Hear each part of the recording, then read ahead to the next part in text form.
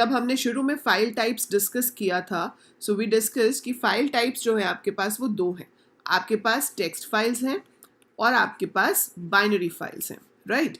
Text files के अंदर we have further two type of files. एक है आपका रेगुलर टेक्स्ट फाइल्स और दूसरा है आपका CSV फाइल. तो रेगुलर टेक्स्ट फाइल तो हम कर चुके हैं, जिसमें हम नॉर्मल डेटा को एज स्ट्रिंग रीड या राइट कर सकते हैं. सो रेगुलर टेक्स्ट फाइल्स थी. और दूसरी कैटेगरी जो हमारे पास यहाँ पर आ जाएगी वो है CSV फाइल्स की. और आपके पास बाइनरी फाइल्स है जो हम ऑलरेडी कर चुके हैं. सो लेट्स सी हम CSV फाइल्स पे कैसे काम करते हैं. तो सबसे पहले तो CSV की फुल फॉर्म आपको पता होनी चाहिए. तो CSV की फुल फॉर्म है कॉमा सेपरेटेड वैल्यू.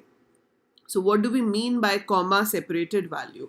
तो CSV comma separated value की जो आपका डेटा है it is written separated by comma. For example कि आपके पास admission number है, name है, class है, something like this. तो ये जो values हैं हम comma दे के separate कर रहे हैं. admission number की value आ गई, name आ गया, क्लास आ गई, something like that. So your values are separated by comma. मतलब जहाँ कॉमा आ गया उसका मतलब एक नेक्स्ट कॉलम शुरू हो रहा है.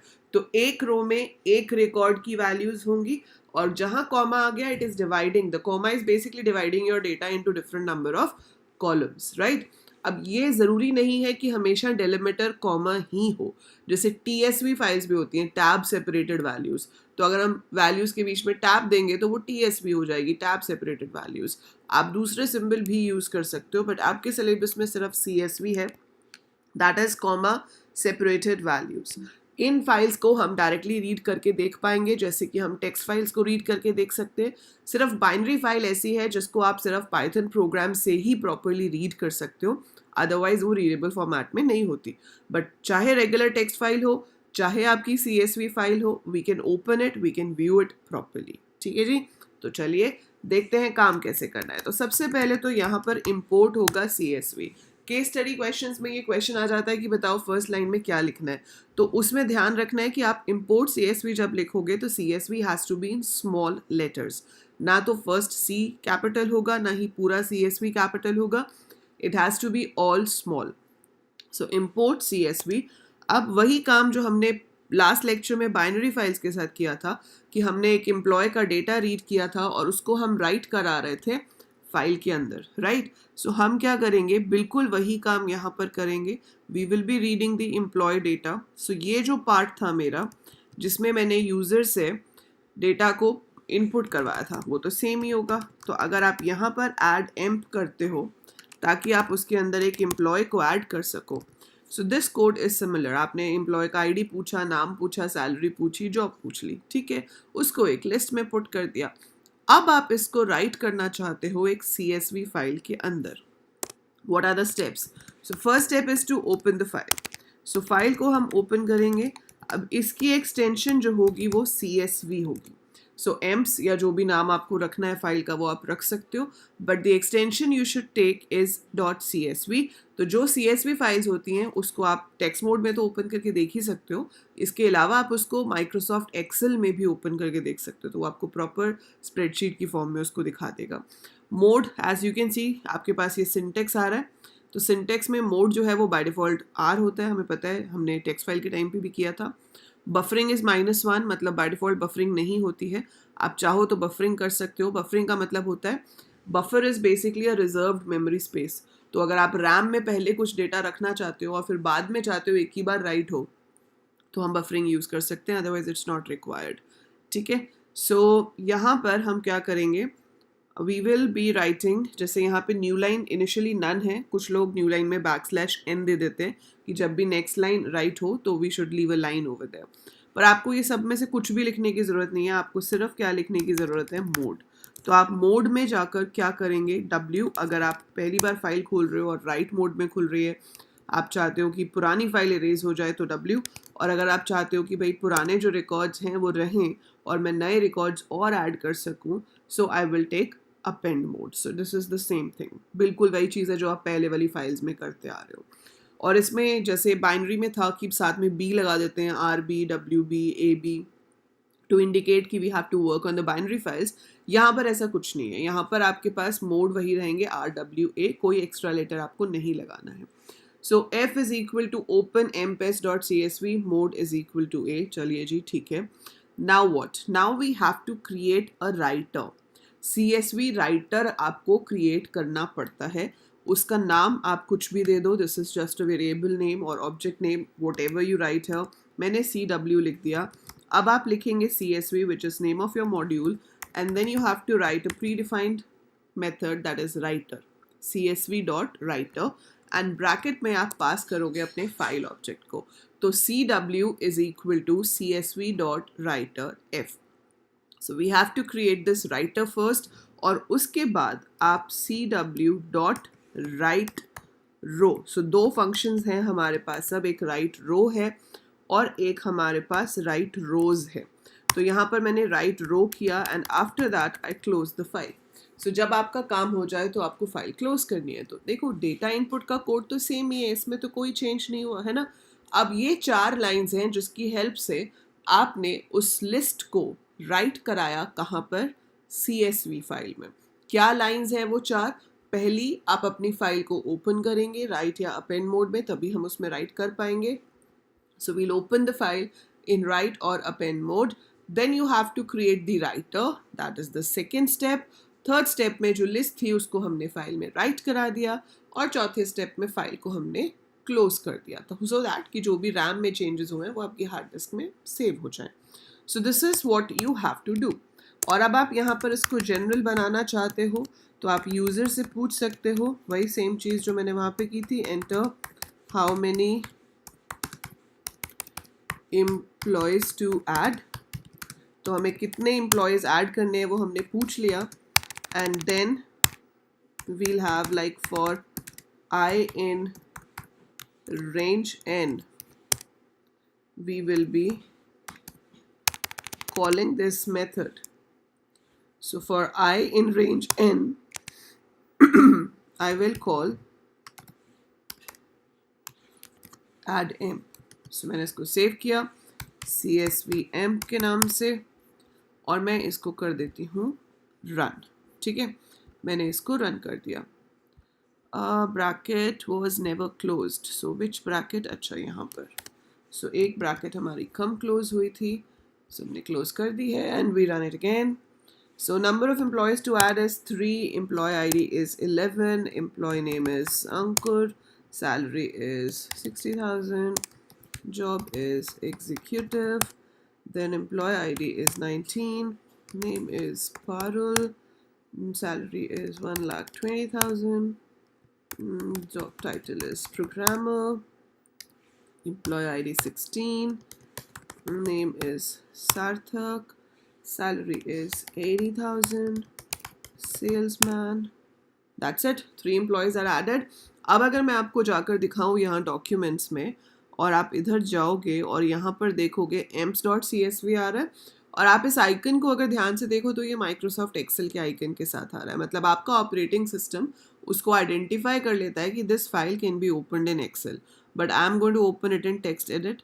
सो आप नोटपैड में ओपन करके देख सकते हो, एंड यू विल सी कि it is coming as a normal text file. ऐसे कॉमा सेपरेटेड फॉर्म में आ जाएगा. हमने तो कहीं कॉमा सेपरेटेड नहीं बताया उसको. अगर वो लिस्ट की तरह राइट करता तो स्क्वायर ब्रैकेट्स भी होते, पर वो नहीं है यहाँ पर. So it is coming as normal comma separated values. तो this is how your CSV file is created. तो ये तो हमारी CSV फाइल क्रिएट हो गई, जिसको हम यहाँ पर यूज़ कर सकते हैं. ठीक है, अब आती है बारी रीड करने की. तो क्रिएशन हमेशा ऐसे ही रहेगी. एक चेंज यहाँ हो सकता है कि ये जो राइट रो है इसकी जगह हम राइट रोज भी यूज़ कर सकते हैं. मैं एक टाइम पे एक लिस्ट इनपुट कर रही हूँ, उसको साथ के साथ राइट कर रही हूँ, तो मैंने राइट रो लगाया है. कई जगह पर आप कोड देखोगे कि हमने उससे पूछा कि 5 एम्प्लॉयज़ ऐड करने हैं, तो पहले हम 5 एम्प्लॉयज़ का डेटा रीड करके उसको एक लिस्ट में डाल के एक बड़ी लिस्ट में ऐड करते रहते हैं, एक लिस्ट के अंदर अपेंड करते रहते हैं. तो उससे नेस्टेड लिस्ट बन जाती है. That becomes a list of list. तो अगर आप एक ही साथ 5 रिकॉर्ड्स राइट करना चाहते हो तो आप राइट रो की जगह राइट रोज लिखोगे, और ब्रैकेट में जो पास होगा that will be a list of list. So simple सी बात है. सिंगल लिस्ट मतलब write row, list of list जब ज़्यादा हो जाएंगी, प्लूरल है तो राइट रोज.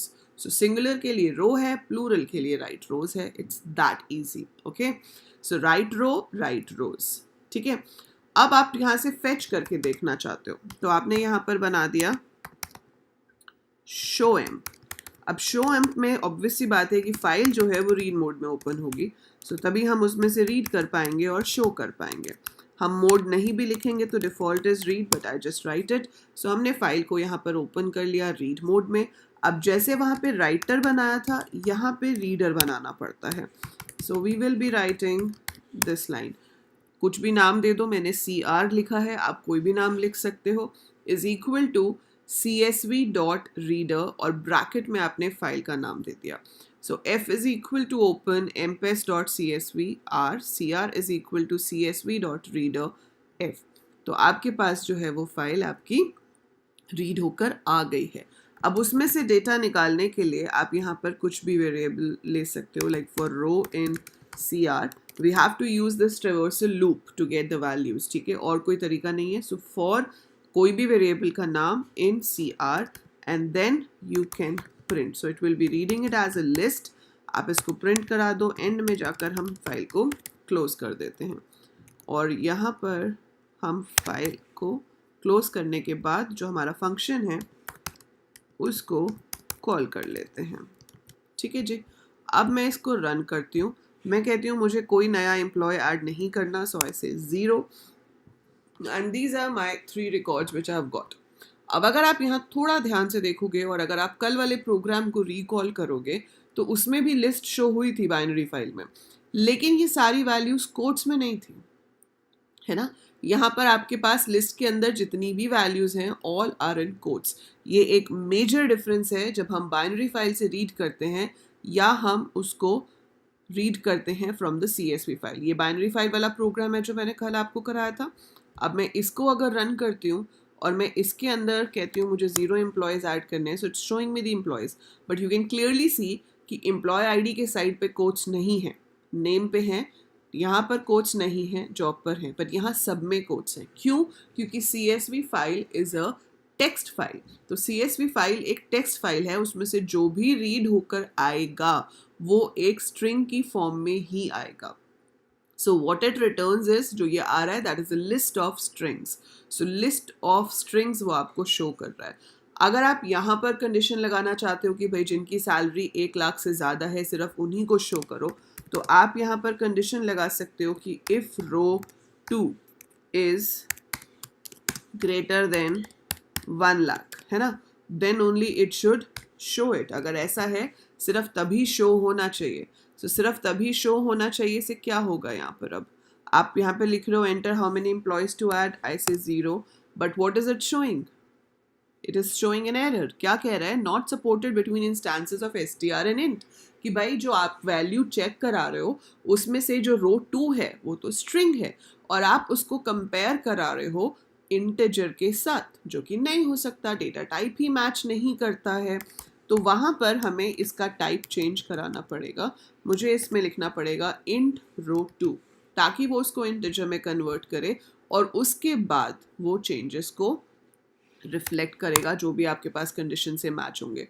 तो सिर्फ पारुल का रिकॉर्ड था वो शो हो गया, बट आपको इंट में चेंज करना पड़ा, तो ये ध्यान रखना है क्योंकि CSV से जो भी रीड होता है वो हमेशा स्ट्रिंग फॉर्मेट में ही रीड होके आता है। तो अगर आपको उसको किसी और डेटा टाइप में लेना है तो आपको कन्वर्ट कराना पड़ेगा, बाकी कंडीशन वैसे ही लगनी है, कोई फर्क नहीं पड़ेगा, ठीक है। So this is how we operate on CSV files. आप कई जगह पर इसमें ऐसे भी देखोगे कि हम ओपन ऐसे नहीं करते हैं, ठीक है, ऐसे करते हैं विद F एज दिस और यहाँ पर लगा देते हैं कोलन, ठीक है, and then all these things comes inside with, और ये जो है इसकी ज़रूरत नहीं होती है। आंसर सेम आने वाला है, आंसर में कोई फ़र्क नहीं आएगा, ठीक है।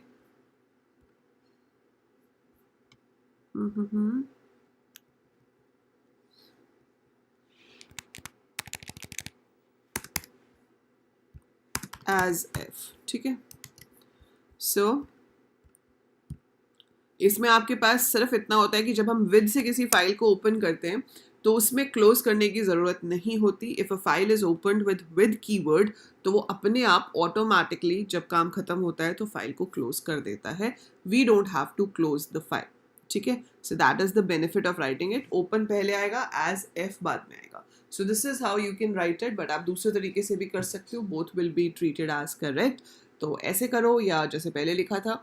सो बस इतना सा आपका कोड है CSV फाइल्स का. अगेन अपडेट और डिलीट का लॉजिक वही रहेगा जो बाइनरी फाइल्स में था, कि एक टेम्परेरी फाइल लेंगे, जिसको डिलीट करना है उसको छोड़ के बाकी सबको नई वाली फाइल में राइट कर देंगे, and then we will change the name of the file. So we can do that as well, right? So ये questions की practice हम शुरू करेंगे after finishing the 15-day crash course. तो जैसे ही crash course खत्म होता है, we will start with the question bank series, ठीक है? And sample papers, guest papers जो हैं वो हम एग्ज़ाम से पहले 11th मार्च के बाद शुरू करेंगे, जब आपका मैथ्स का एग्ज़ाम हो जाएगा. So that is it about this video. Do let me know in the comments कि समझ आया, नहीं समझ आया, or you want me to explain something more about it. So whatever doubts you have, जो भी चीज़ है लिखो doubts में, लिखो comments में और मुझे बताओ, ठीक है. So do let me know about that and I'll see you in the next video, जिसमें हम शुरू करेंगे डेटा स्ट्रक्चर्स. तो स्टैक कैसे यूज़ करते हैं, स्टैक पे हम कैसे काम करते हैं, that we will be doing in the next lecture. तब तक आप ये फाइल्स को गो थ्रू करो, अच्छे से पढ़ो, क्योंकि इसके ऊपर सबसे ज़्यादा क्वेश्चंस आते हैं पेपर में. Maximum questions will be there on file handling. It's a very important topic and we will be practicing a lot on this, right? So that's it for now. And जाने से पहले video को like कर दीजिए, share कर दीजिए, channel को subscribe कर दो अगर अभी तक नहीं किया है. And by the time I upload more, keep watching, keep learning. Bye for now.